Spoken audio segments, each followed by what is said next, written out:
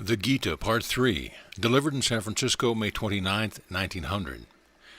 Arjuna asks, you just advised action, and yet you uphold knowledge of Brahman as the highest form of life. Krishna, if you think that knowledge is better than action, why do you tell me to act? Sri Krishna, from ancient times these two systems have come down to us. The Sankhya philosophers advance the theory of knowledge, the yogis advance the theory of work. But none can attain to peace by renouncing action. None in this life can stop activity even for a moment. Nature's qualities, or gunas, will make him act. He who stops his activities and at the same time is still thinking about them attains to nothing. He only becomes a hypocrite. But he who by the power of his mind gradually brings his sense organs under control, employing them in work, that man is better. Therefore, do thou work. Even if you have known the secret that you have no duty, that you are free, still you have to work for the good of others. Because whatever a great man does, ordinary people will also do. If a great man who has attained peace of mind and freedom ceases to work, then all the rest without that knowledge and peace will try to imitate him, and thus confusion will arise. Behold, Arjuna, there is nothing that I do not possess and nothing that I want to acquire, and yet I continue to work. If I stopped work for a moment, the whole universe would be destroyed. That which the ignorant do with desire for results and gain, let the wise do without any attachment and without any desire for results and gain. Even if you have knowledge, do not disturb the childlike faith of the ignorant. On the other hand, go down to their level and gradually bring them up. That is a very powerful idea, and it has become the ideal in India. That is why you see a great philosopher going into a temple and worshipping images. It is not hypocrisy. Later on we read what Krishna said. Even those who worship other deities are really worshipping me. It is God incarnate whom man is worshipping. Would God be angry if you called him by the wrong name? He would be no God at all. Can't you understand that whatever a man has in his own heart is God, even if he worships a stone? What of that? We will understand more clearly if we once get rid of the idea that religion consists in doctrine. One idea of religion has been that the whole world was born because Adam ate the apple, and there is no way of escape. Believe in Jesus Christ in a certain man's death. But in India there is quite a different idea. Their religion means realization, nothing else. It does not matter whether one approaches a destination in a carriage with 4 horses, an electric car, or rolling on the ground. The goal is the same. For the Christians, the problem is how to escape the wrath of the terrible God. For the Indians, it is how to become what they really are, to regain their lost selfhood. Have you realized that you are spirit? When you say, I do, what is meant by that? This lump of flesh, called the body or the spirit, the infinite, ever-blessed, effulgent, immortal. You may be the greatest philosopher, but as long as you have the idea that you are the body, you are no better than a little worm crawling under your foot. No excuses for you, so much the worse for you that you know all the philosophies and at the same time think you are the body. Body gods, that is what you are. Is that religion? Religion is the realization of spirit as spirit. What are we doing now? Just the opposite, realizing spirit as matter. Out of the immortal God we manufacture death and matter, and out of dead, dull matter we manufacture spirit. If you can realize Brahman by standing on your head or on one foot, or by worshipping 5,000 gods with 3 heads each, welcome to it. Do it in any way you can. Nobody has any right to say anything.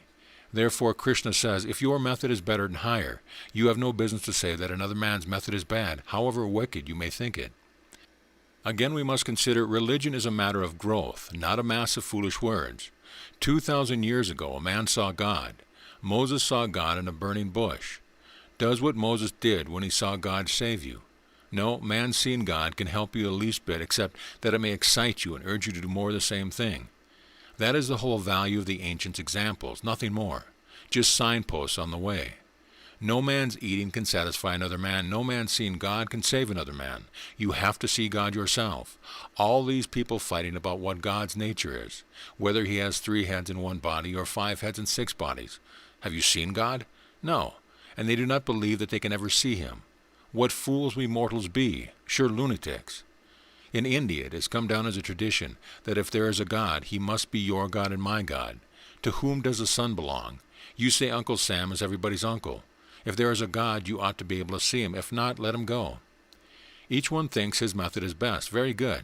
But remember, it may be good for you. One food which is very indigestible to one is very digestible to another. Because it is good for you, do not jump to the conclusion that your method is everybody's method.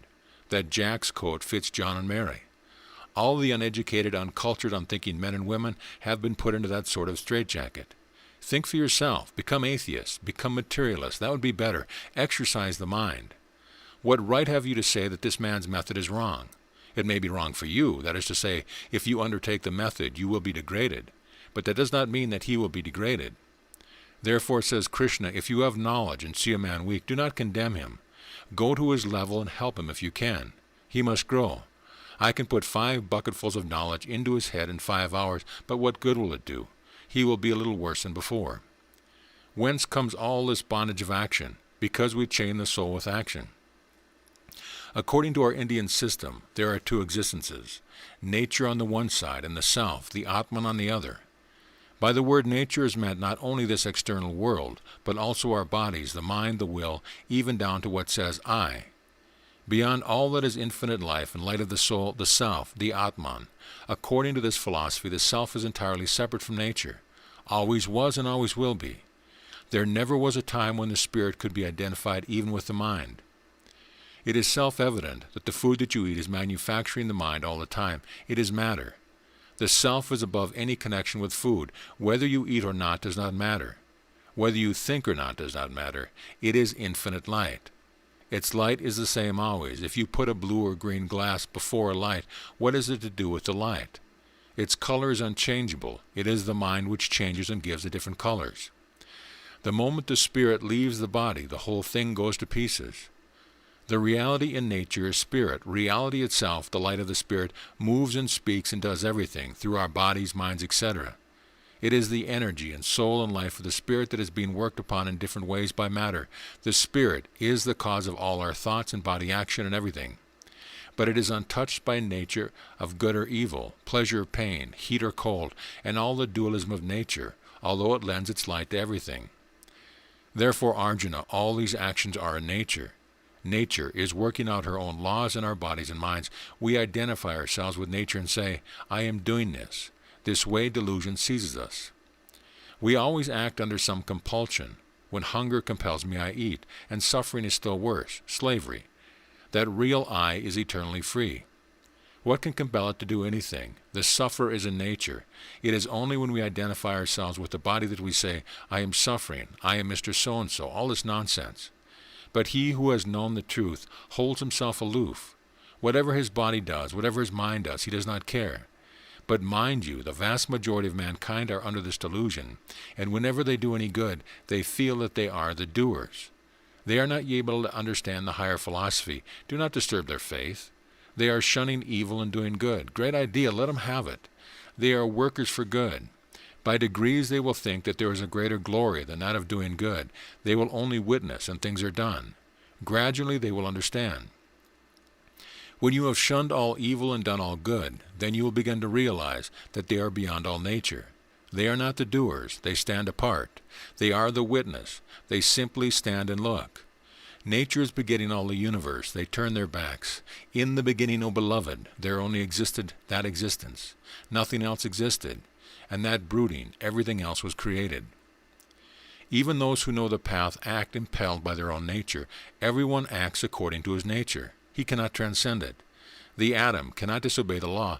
Whether it is the mental or the physical atom, it must obey the law. What is the use of external restraint? What makes the value of anything in life? Not enjoyment, not possessions. Analyze everything. You will find that there is no value except in experience, to teach us something. And in many cases, it is our hardship that gives us better experience and enjoyment. Many times, blows gives us a better experience in the caress of nature. Even famine has its place and value. According to Krishna, we are not new beings just come into existence. Our minds are not new minds. In modern times, we all know that every child brings with him all the past, not only of humanity, but of the plant life. There are all the past chapters in this present chapter, and there are a whole lot of future chapters before him. Everyone has his path mapped and sketched and planned out for him, and in spite of all this darkness, there cannot be anything on cause, no event, no circumstance. It is simply our ignorance. The whole infinite chain of causation is bound one link to another back to nature. The whole universe is bound by that sort of chain. It is the universal chain of cause and effect, you receiving one link, one part, I another, and that part is our own nature. Now Sri Krishna said, "Better die in your own path than attempt the path of another.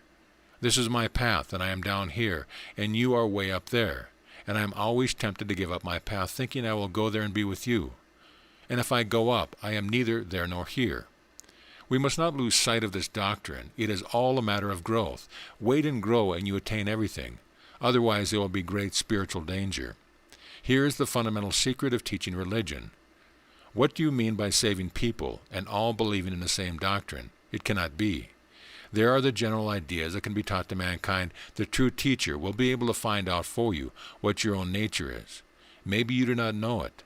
It is possible that what you think is your own nature is all wrong. It has developed to consciousness. The teacher is the person who ought to know. Ye ought to know by a glance at your face and put you on your path. We grope about and struggle here and there and do all sorts of things and make no progress until the time comes when we fall into the life current and are carried on. The sign is at the moment we are in the stream we will float. Then there is no more struggle. There is to be found out. Then die in the path rather than giving it up and taking hold of another. Instead, we start a religion and make a set of dogmas and betray the goal of mankind and treat everyone as having the same nature. No two persons have the same mind or the same body. No two persons have the same religion. If you want to be religious, enter not the gate of any organized religion. They do 100 times more evil than good, because they stop the growth of each one's individual development. Study everything, but keep your own seat firm. If you take my advice, do not put your neck into the trap. The moment they try to put their noose on you, get your neck out and go somewhere else. As the bee culling honey from many flowers remains free, not bound by any flower, be not bound. Enter not the door of any organized religion. Religion is only between you and your God, and no third person must come between you. Think what these organized religions have done. What Napoleon was more terrible than these religious persecutions? If you and I organize, we begin to hate each other. It is better not to love if loving only means hating others. That is not love, that is hell. If loving your own people means hating everybody else, it is a quintessence of selfishness and brutality. And the effect is that it will make you brutes. Therefore, better die working out your own natural religion than following another's natural religion, however great it may appear to you. Beware Arjuna, lust and anger are the great enemies. These are to be controlled. These cover the knowledge even of those who are wise. This fire of lust is unquenchable. Its location is in the sense organs, and in the mind the self desires nothing. This yoga I taught in ancient times, to Vijashan. Vivaswan taught it to Manu. That it was that the knowledge descended from one thing to another, but in time this great yoga was destroyed. That is why I am telling it to you again today. Then Arjuna asks, "Why do you speak thus? You are a man born only the other day, and Vivaswan was born long before you. What do you mean that you taught him?" Then Krishna said, "O Arjuna, you and I have run the cycle of birth and death many times, but you are not conscious of them all. I am without beginning, birthless, the absolute Lord of all creation. I through my own nature take form. Whenever virtue subsides and wickedness prevails, I come to help mankind. For the salvation of the good, for the destruction of wickedness, for the establishment of spirituality, I come from time to time. Whosoever wants to reach me, through whatever ways, I reach him through it. But no Arjuna, none can ever swerve from my path, none ever did. How can we? None swerves from his path." All societies are based upon bad generalization. The law can only be formed upon perfect generalization. What is the old saying? Every law has its exception. If it is a law, it cannot be broken. None can break it. Does the apple break the law of gravitation? The moment a law is broken, no more universe exists. There will come a time when you will break the law, and that moment your consciousness, mind and body will melt away. There is a man stealing there. Why does he steal? You punish him. Why can you not make room for him and put his energy to work, you say? You are a sinner, and many will say he has broken the law. All this hurt of mankind is forced into uniformity, and hence all trouble, sin, and weakness. The world is not as bad as you think. It is we fools who have made it evil. We manufacture our own ghosts and demons, and then we cannot get rid of them. We put our hands before our eyes and cry, "Someone give us a light." Fools!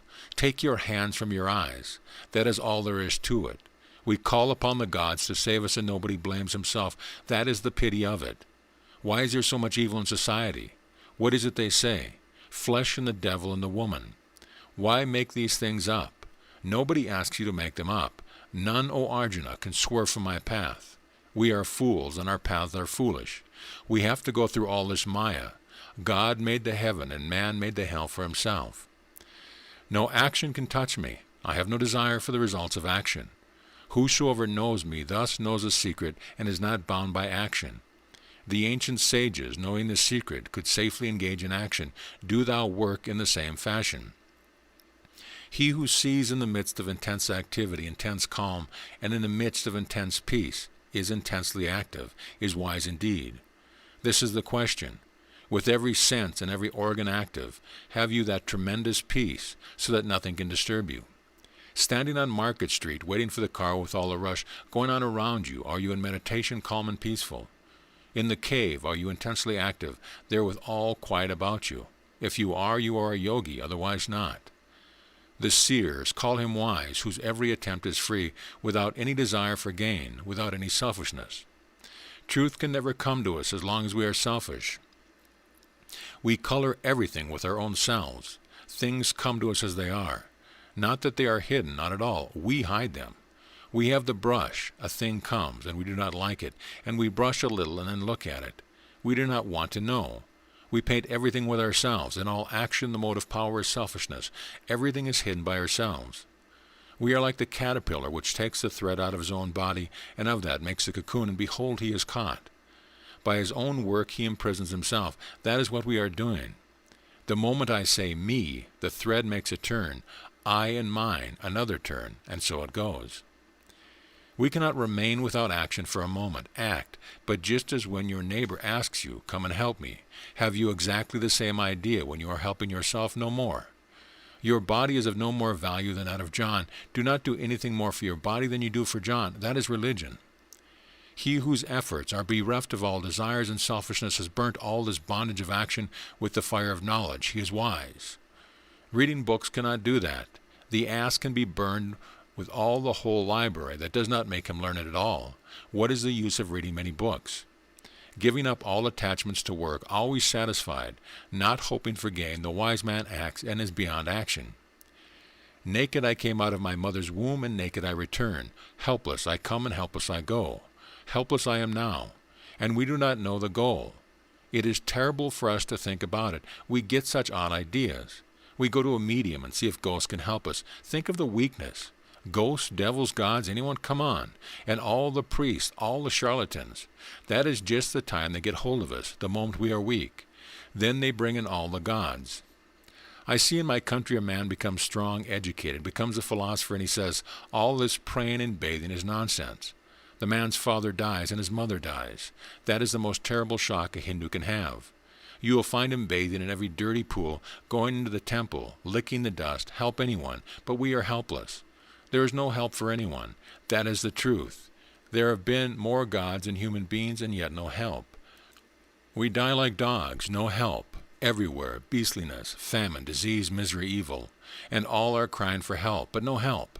And yet, hoping against hope, we are still screaming for help. Oh, the miserable condition. Oh, the terror of it. Look into your own heart. One half of the trouble is not our fault, but the fault of our parents.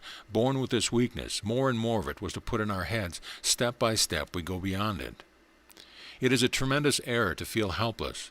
Do not seek help from anyone. We are our own help. If we cannot help ourselves, there is none to help us. Thou thyself art thy only friend. Thou thyself thy only enemy. There is no other enemy but this self of mine, no other friend but myself. This is the last and greatest lesson, and oh, what a time it takes to learn. We seem to get hold of it, and the next moment the old wave comes, the backbone breaks, we weaken and again grasp for that superstition and help. Just think of that huge mass of misery, and all caused by this false idea of going to seek for help. Possibly the priest says his routine words and expects something. 60,000 people look to the skies and pray and pay the priest. Month after month they still look, still pay and pray. Think of that. Is it not lunacy? What else is it? Who is responsible? You may preach religion, but to excite the minds of undeveloped children, you will have to suffer for that. In your heart of hearts, what are you? For every weakening thought you have put into anybody's head, you will have to pay with compound interest. The law of karma must have its pound of flesh. There is only one sin, and that is weakness. When I was a boy, I read Milton's Paradise Lost. The only good man I had any respect for was Satan. The only saint is that soul that never weakens, faces everything, and determines to die game. Stand up and die game. Do not add one lunacy to another. Do not add your weakness to the evil that is going to come. That is all I have to say to the world. Be strong. You talk of ghosts and devils. We are the living devils. The sign of life is strength and growth. The sign of death is weakness. Whatever is weak, avoid. It is death. If it is strength, go down into hell and get hold of it. There is salvation only for the brave. None but the brave deserves the fair. None but the bravest deserves salvation. Whose hell? Whose torture? Whose sin? Whose weakness? Whose death? Whose disease? You believe in God if you do believe in the real God. Thou art the man, the woman, the young man walking in the strength of youth, thou the old man tottering with his stick. Thou art weakness, thou art fear, thou art heaven and thou art hell. Thou art the serpent that would sting. Come thou as fear, come thou as death, come thou as misery. All weakness, all bondage is imagination. Speak one word to it, it must vanish. Do not weaken. There is no other way out. Stand up and be strong, no fear. No superstition. Face the truth as it is. If death comes, this is the worth of our misery. Let it come. We are determined to die game. That is all the religion I know. I have not attained to it, but I am struggling to do it. I may not, but you may. Go on. Where one sees another, one hears another. So long as there are two, there must be fear, and fear is the mother of all misery. Where none sees another, where it is all one, there is none to be miserable, none to be unhappy. There is only the one without a second. Therefore, be not afraid. Awake, arise, and stop not till the goal is reached. End of lecture.